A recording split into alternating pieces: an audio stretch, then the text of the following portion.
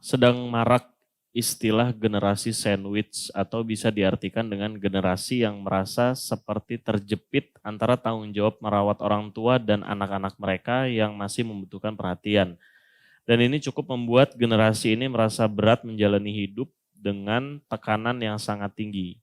Mohon nasihatnya Ustadz untuk para generasi sandwich ini Ustadz.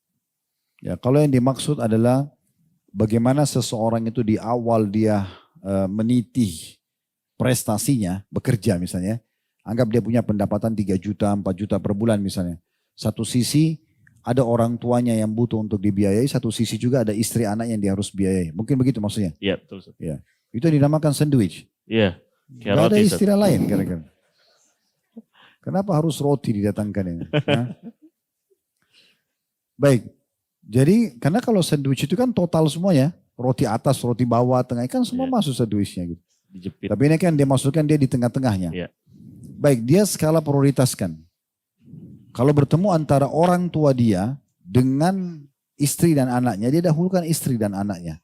Dalam kebutuhan harian. Karena itu kewajiban nafkah harian.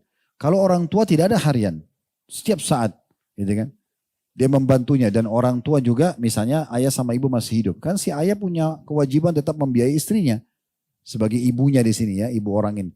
Dan juga kalau misalnya dia masih punya saudara-saudara lain, semua punya kewajiban mengeroyoki untuk membantu kebutuhan orang tua. Tapi kalau istri sama anaknya orang ini nggak ada kecuali dia. Maka dia dahulukan dulu.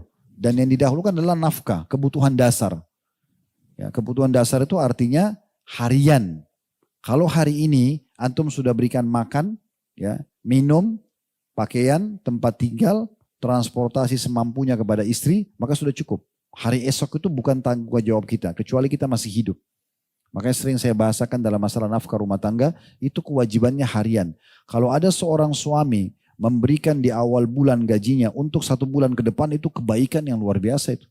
Karena dia sudah memberikan nafkah yang belum jatuh tempo, belum masuk waktunya.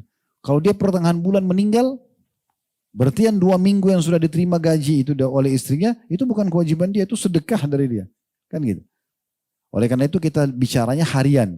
Kalau hari itu sudah ada makanan, sudah ada minuman, maka sudah cukup. Maka bisa berbagi kepada orang tua kita. Ya.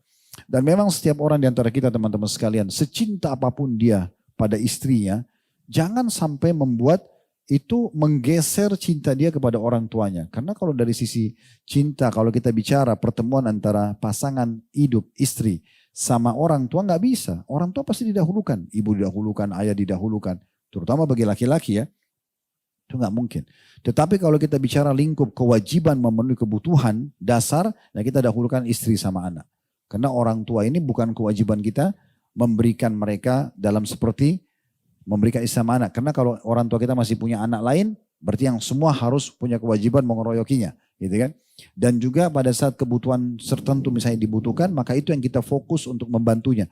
Kalau pasangan hidup ini memang semua kebutuhan dia di hari itu harus dipenuhi. Ya Allahu a'lam.